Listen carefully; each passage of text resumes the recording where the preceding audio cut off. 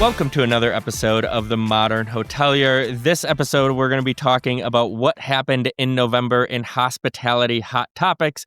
Don't forget to follow, like, subscribe, and let us know in the comments about what you think about today's conversation. I'm really excited about today. We are joined by Luis Segredo, CEO of Hapi. Thanks for joining us, Luis. How are you doing today? I'm doing fantastic, Steve. Thank you for having me. It's I'm still getting over the extra turkey on Thanksgiving. But We all are. We're on that boat. So, ready to kick things off here. The big news this month came from Marriott and Sonder severing their ties. In 2024, Sonder's actually entered a long-term agreement with Marriott, making the accommodations for Sonder's bookable on all Marriott websites. And then Marriott customers were able to use their Bon Voyage points at Sonder's as well. Sonder's recorded a net loss of $44.5 million in Q2 of 2025.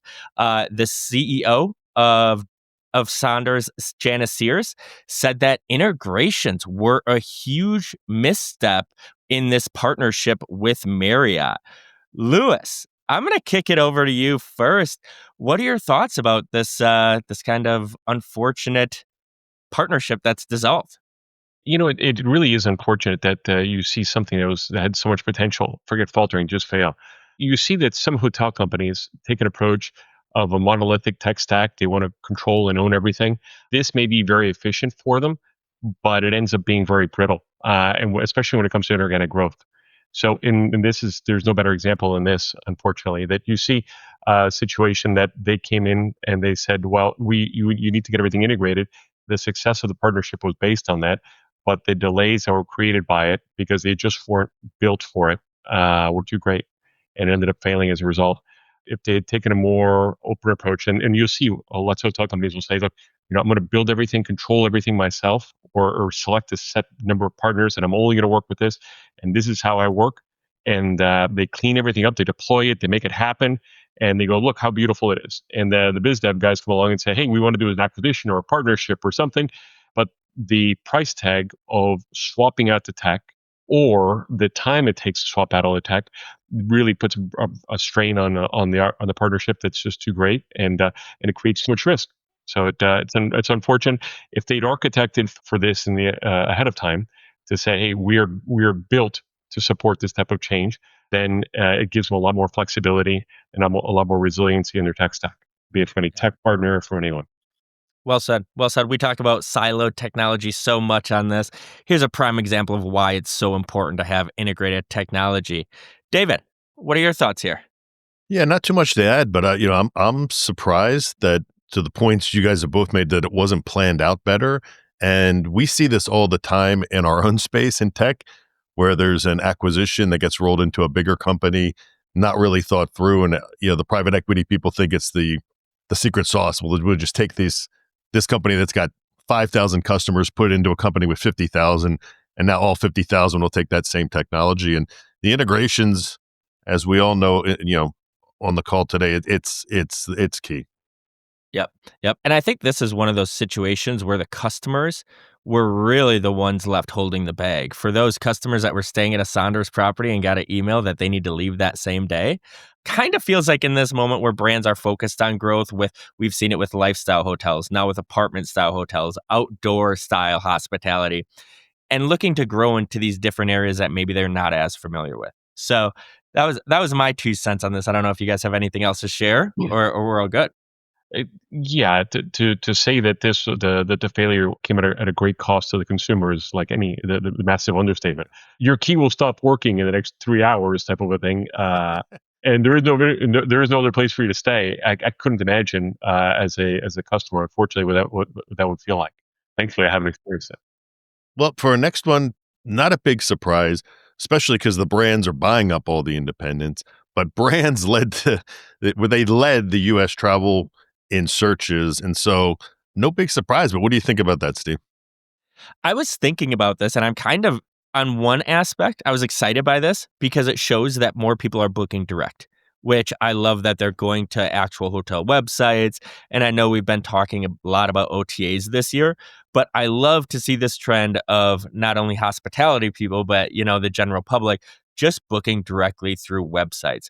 Now, am I surprised that brands are leading the way? Not really, David, kind of like we've talked about. How many times on this episode have we talked about brands acquiring these small independent boutique hotels or also management companies as well? So, doesn't really surprise me. I also think I was talking about this around Thanksgiving. Some people just don't want surprises. They just want to know exactly what they're getting in a hotel room.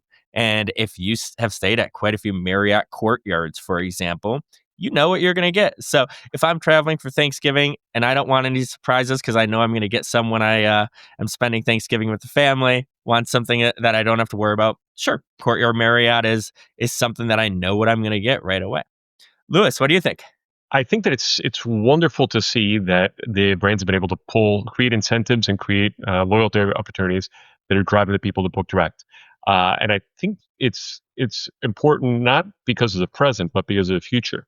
It's creating a bit of muscle memory, hopefully, because I think the most interesting stat in the article was that AI initiated chat was at 1% last year, and I believe the number goes to 4% this year, and I believe that number is just going to skyrocket. So the fact that either even the scenarios where people go to start with an OTA search, or people are going to will replace that with an AI search, that the muscle memory will be there to say, hey, if I go back to the direct website, that I'll create a better outcome for myself, either because I know what I'm going to get, because there's more unique offers. So I think that was the secret little kernel in that article that gave me a lot of solace for what the coming year will bring. Yeah, and one thing I noted in that article was the number one reason people are booking direct more is flexibility to change their plans. I can definitely see that with how airlines have been with delays, plans changing in travel, things like that. But that was the number one reason. And I believe number three coming in was the better price. So I had a situation recently that I was booking for a trip with my family. I went to OTA to search, went to book direct. The hotel's website price was like 15%, 20% higher. And I go, oh, and I booked the OTA and then found myself having to leave earlier. And it ended up going through all kinds of gyrations to undo to accomplish a change. So when upon leaving the hotel, I told the folks, they said, please just call us direct next time and we'll take care of you. I think kind of once you experience that one time you have to change those reservations and you book through an OTA and what a headache that is, you're like, okay, we've learned our lesson doing that. Well, that was great. So Thanksgiving travel numbers are still coming in, but it looks like we're going to break another record this year. 81.8 million Americans will travel at least 50 miles this year. 73 million traveling by car and about 6 million by plane. Lewis, did you travel this Thanksgiving? If so, how was travel for you? I am super happy to report that I did not travel this weekend. I got to stay home. I traveled with my family before Thanksgiving, and I ended up flying back on Tuesday. So I was in Chicago. So I beat the weather, and I beat the rush. I beat it all, thankfully. That's good. Yeah. What about you, David? Yeah, no, this didn't surprise me. And obviously, especially in the U.S., a lot of people are driving, and obviously there was a lot of uncertainty with air traffic control and things of that nature. And this year, what I noticed was Arizona has a lot less traffic than California. I already knew that, but I was in Southern California last year for Thanksgiving, and it was difficult. And this year went to Sedona, very, very, very simple drive, no traffic, no delays, perfect weather. So this year was a lot easier for me than last year. That's great. That's great. And I stuck home for Thanksgiving as well. Prefer to book at the busiest travel week during the holidays around Christmas. So about 40 million more people travel during Christmas than Thanksgiving, which I didn't know about, but that's what I'm holding out for. All right. So Black Friday has now turned into Travel Tuesday deals. We're all seeing in our emails, we're getting everything. Amazon is obviously kind of leading the charge there. I'm getting emails left and right now, today being Monday, for tomorrow's Travel Tuesday, which this episode will air Friday. But Steve, what are you seeing, and what do you think about hotels trying to leverage this Black Friday concept and Travel Tuesday. Yeah, yeah. I mean, it's no longer Black Friday. I feel like the whole week of Thanksgiving, you can find some really good deals if you want to.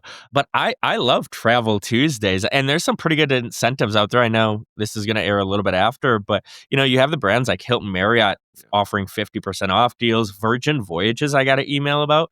They're doing buy one, get one 80% off for a cruise. So if you're a cruise person, sounds like a great deal. But I mean, I love Travel Tuesday. I like to travel. So this is that 1 or 2 days a year where I might be able to snag some good prices. What about you, Lewis? I've been receiving some of the emails, but what was most interesting for me is my daughter is planning a trip to Europe with her high school friends next year after graduation. And getting high school seniors to do anything is not the easiest thing. So my daughter's been frustrated and going to be able to coordinate her friends. But lo and behold, they all became motivated around Travel Tuesday to get their act together and get dates and locations squared away. So it's inspiring folks to move. I guess it's working. That's right. That's right. Well, that's good to hear. Hopefully, they find some good deals. So, Lewis, I'm really excited to have you on. One thing, Hapi and Revenate, they just came out with their Future of Hotels data report. I'd love for you to tell our audience a little bit more about those findings and what to expect in 2026. Thank you. The report is not surprising. The biggest challenge that the people were coming back with is that they're not having access to their own data. And then when they do have access to data, it's not harmonized correctly. So you end up with silos of information that don't coincide. And then that results in their inability to use what they know about the customer to create some personalization. They were saying these things, and incredibly, it is what we do in serving. So it's a kind of a market validation of the challenges.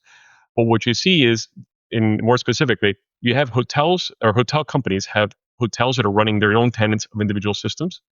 It could be a table management system, a spa system, a financial system, a property management system, and then collecting that data at the enterprise in order for them to create real-time offers to understand what's happening in real time for the hotel company on behalf of the hotels becomes really challenging. And that's what people are saying, that they can't get the data in time, and they can't get the data with the accuracy they need in order to create offers that are compelling for the guests. And so, for those who aren't familiar, can you let the audience know a little bit about Happy and what is new at Happy right now? Well, going back to what I was just saying, Happy was born years ago from the notion that innovation is stifled because the data is not available on the customers in real time for the hotel companies and for the technology companies, technology partners. So if you have a great idea to create a better guest experience solution, for example, in hospitality, you start off by saying, "Oh, I could just by default understand who's staying in every room in every hotel." And no, you're going to go off and build integrations to myriad of different PMSs, deploy those, and then consolidate them to then offer this out to the market before you start selling to customers. If you're a hotel company, you either, going back to the earlier conversation, try and settle on one technology stack, or you have to deal with consolidating data from all these different systems. Both parties end up spending a significant part of their budgets on the integration aspect of the effort. Our mission was to say, if we perform this job once and we can normalize the data such that anybody that's consuming, rather than building dozen integrations, builds one integration to us, we can enable both technology companies and hotel companies to innovate faster and create better experiences. For the tech vendors, I think it's paramount because they're just spend less dollars on integration development, and they spend less time on integration development, so they can focus on delivering their value. And on the hotel company side, the hotel companies, if we were talking about OTAs before, the one part of the stay that they can really control, the one part of the journey, the customer journey, is the stay. Understanding when someone arrived, what they're spending, what they're doing, did they upgrade, and having that real time information enables them to turn around and create other offers or service recovery or just an understanding that is generally been relegated back to the hotel because they don't see it at the enterprise level. But you were talking about stay courtyard because you want to have the experience, the consistent experience. That should really be driven by the brand. So if we can enable companies to have that visibility at the enterprise level, then they can start to create greater consistency and do that without having to worry about the integration aspect of it. A great example of this is what we've done with IHG. IHG was an interesting group. We went to them. They said, "Hey, could you give us a quick win? Because we have a collection of different challenges we have."